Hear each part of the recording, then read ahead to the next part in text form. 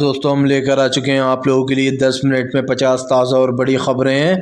बताएंगे दोस्तों कैसे प्रधानमंत्री नरेंद्र मोदी के ऊपर फट पड़े, किसान नेता आकर टिकट दे दिया सरकार को आखिरी अल्टीमेट क्यों। आपको बताते चले दोस्तों, राहुल गांधी ने कहा कि ये सरकार अल्पसंख्यक यानी कि मुसलमान दलित पिछड़ों के लिए ख़तरनाक हो चुकी है।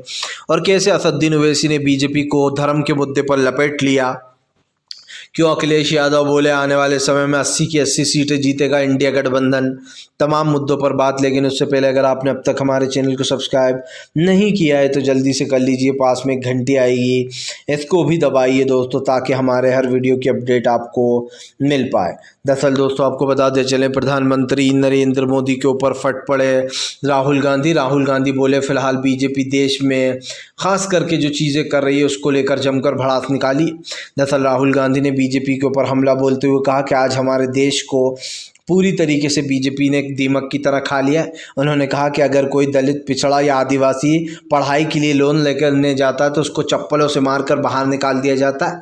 उन्होंने कहा कि अडानी और अंबानी का कर्जा करोड़ों माफ़ कर दिया जाता है, लेकिन अल्पसंख्यक और दलित पिछड़ों के लिए बीजेपी के पास कुछ नहीं है। वो उनको खास कर दोस्तों अपने निशाने पर हमेशा लेकर रखती है। आपको बताते चले दोस्तों, असदुद्दीन ओवैसी का बीजेपी के ऊपर बड़ा हमला। ओवैसी बोले धर्म की राजनीति ख़तर से भी ख़तरनाक होती है। ओवैसी बोले देश में जो नफरत फैल रही है उसका असर आगे चलकर दिखाई देगा। असदुद्दीन ओवैसी ने कहा कि पूरे देश से मैं भी चाहता हूं कि ये मोदी सरकार हट जाए। मैं नहीं चाहता कि वो देश के दोबारा वज़ीर आज़म बने। उन्होंने कहा कि देश में तमाम मस्जिदों को टारगेट किया जा रहा है, निशाना बनाया जाता है। यही नहीं, ओवैसी ने कहा कि एक ऐसी सरकार जो देश के लिए ख़तरनाक हो गई है उसको हटाना होगा, लेकिन उसको सिर्फ उन्होंने कहा ईमानदार लोग ही हटा सकते हैं। ऐसे लोग नहीं हटा सकते जो इस सरकार के दोस्तों आप समझिए पक्षकार बन चुके हैं, जो सरकार के दोस्तों पक्ष में। इसी को लेकर जमकर भड़ास निकाली। आपको बताते चले दोस्तों, फिलहाल किसान नेता राकेश टिकैत की सरकार को चेतावनी। टिकैत बोले अगर सरकार ने किसानों की मांगों को जल्दी पूरा नहीं किया तो किसान दिल्ली तक पहुंचने में ज़्यादा टाइम नहीं लगाएगा, और जो किसान मोर्चे नहीं हैं शामिल वो भी आ जाएंगे अब इसमें। दरअसल दोस्तों आपको बताते चलें, फ़िलहाल एक बार तो साफ़ हो चुकी है कि ये जो तमाम चीज़ें चल रही हैं इसको लेकर कहीं ना कहीं ये सरकार घिर चुकी है। क्योंकि हमने आपको पहले भी बताया और फिर कहना है दोस्तों, इस वक्त सरकार को अपने निशाने पर लेने के लिए तैयार है विपक्ष को पता है कि ये सरकार क्या कर रही है। लेकिन सवाल सिर्फ दोस्तों ये नहीं है कि ये सरकार क्या कर रही है और वो क्या कर रही है। सवाल ये है दोस्तों कि आज हमारी जो नीतियाँ हैं, जो तमाम चीज़ें हैं, उसमें कहीं ना कहीं ये सरकार पूरी तरीके से घिर चुकी है दोस्तों। और राकेश टिकैत ने साफ कहा कि किसानों की जो सरकार नहीं वो किसी की नहीं हो सकती। आपको बता दें चले दोस्तों, फिलहाल बीजेपी के ऊपर फट पड़ी ममता बनर्जी ने बीजेपी को जमकर लपेटा। दरअसल ममता बनर्जी ने कहा कि आज कुछ लोग कहते हैं कि हम देश से किसी भी तमाम ज़ातों को, यानी कि जो तमाम लोग हैं, लोकतंत्र है वो ख़तरनाक है, तो वह लोगों को कतई बर्दाश्त नहीं किया जाएगा। ममता बनर्जी ने कहा कि फ़िलहाल संविधान ने इस विशाल देश के लोगों को संस्कृत, धर्म, भाषा, सांप्रदायिकता के फ़र्क के बावजूद जोड़ने का काम किया है। लोगों को ये आपस में बांधता है। जब देश को ज़रूरत पड़ी है तो संविधान में संशोधन भी हुए हैं, लेकिन आजकल जो हो रहा है वो देखकर मुझे डर लगता है। अगर कोई ये कहता है कि धर्म इस पर ख़राब है, बराबरी, अल्पसंख्यक है और लोकतंत्र ख़तरनाक है, तो उन्होंने कहा कि फ़िलहाल संघ ढांचा को आपदा है। उन्होंने कहा कि हम इसको स्वीकार नहीं कर सकते अगर देश के लोकतंत्र को लोग ख़तरनाक बताते हैं। दरअसल दोस्तों यहाँ पर ममता बनर्जी ने सरकार पर निशाना साधा, और क्योंकि अमित शाह बार बार कहते हैं कि संविधान में बदलाव की ज़रूरत है, इतिहास में कई चीज़ें छूट गई हैं, मानो अमित शाह ना हो इतिहासकार हो, उन्हें क्या पता कि क्या छूटा। तो जानबूझकर बीजेपी दोस्तों मुझे लगता है गोडसे को महान बता देगी अगर वो खुद इतिहास लिखेगी, तो सावरकर को बेस्ट बता देगी। जा आप समझिए, ऐसी इतिहास लिखना चाहती है बीजेपी, इसीलिए ममता बनर्जी ने जमकर घेरा।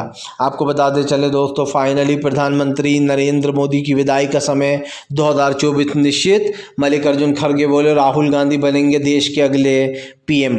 दरअसल आपको बताते चले दोस्तों, प्रधानमंत्री नरेंद्र मोदी ने 10 सालों में क्या किया ये जनता ने देख लिया, लेकिन इस बात से भी परहेज नहीं होना चाहिए कि 50% हिंदू कम्युनिटी के भाई ऐसे हैं जो मोदी सरकार के इस बहकावे में आ चुके हैं दोस्तों कि हिंदू राजनीति के लिए मोदी का होना बहुत ज़रूरी है।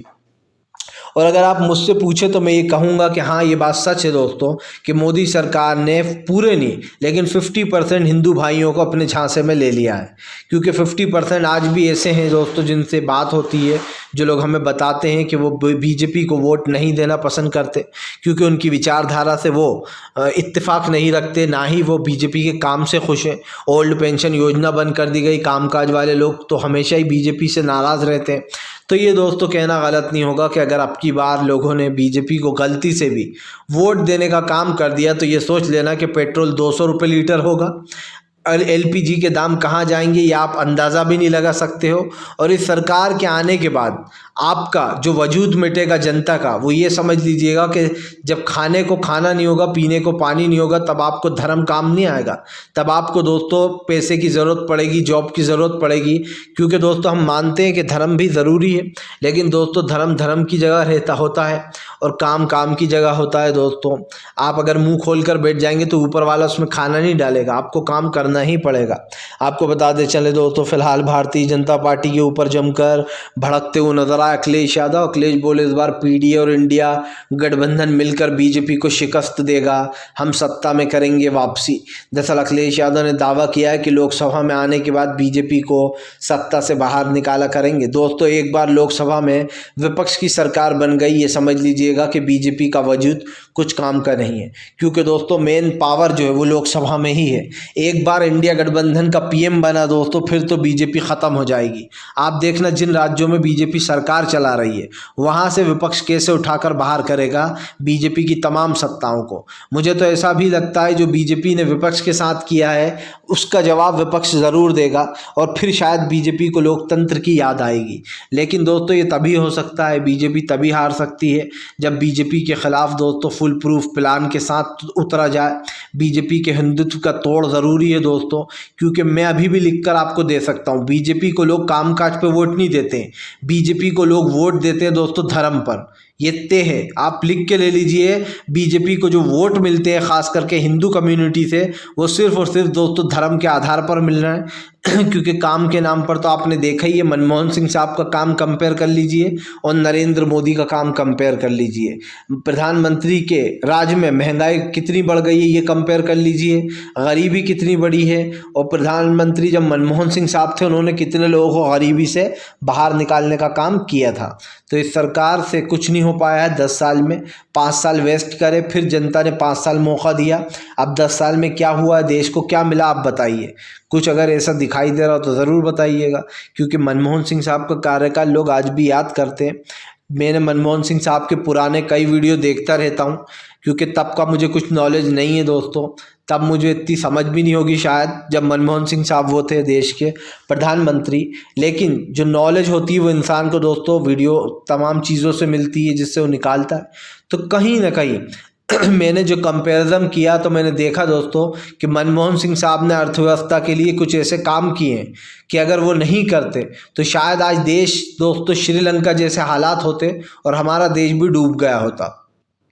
आपको बताते चले दोस्तों, फिलहाल प्रधानमंत्री नरेंद्र मोदी के ऊपर भड़क गए अरविंद केजरीवाल बोले फिलहाल देश के लिए ख़तरनाक होती जा रही है सरकार। उन्होंने कहा किसानों के हम साथ खड़े हैं। और केजरीवाल ने कहा कि जो लोग किसानों का विरोध करते हैं उनको समझना होगा कि किसान इस देश का अन्नदाता है। उन्होंने कहा कि बीजेपी की किसी भी चीज़ में हम शामिल नहीं होंगे क्योंकि हम किसानों के साथ खड़े हैं। उन्होंने कहा किसानों को जब भी हमारी ज़रूरत पड़ेगी हम उनका साथ देंगे। और यही कारण है दोस्तों जो कल की बैठक में भगवत मान जो है दोस्तों वो भी शामिल हुए थे। कल आखिरी दौर की बैठक हुई है किसान और सरकार के बीच में। देखना ये अब बातचीत बन पाती है या नहीं। मुझे तो ये लगता है कि किसानों को आंदोलन आगे बढ़ाना चाहिए और अगर मांगे सच में मानती है तो ख़त्म भी कर देना चाहिए, लेकिन इस सरकार का भरोसा कर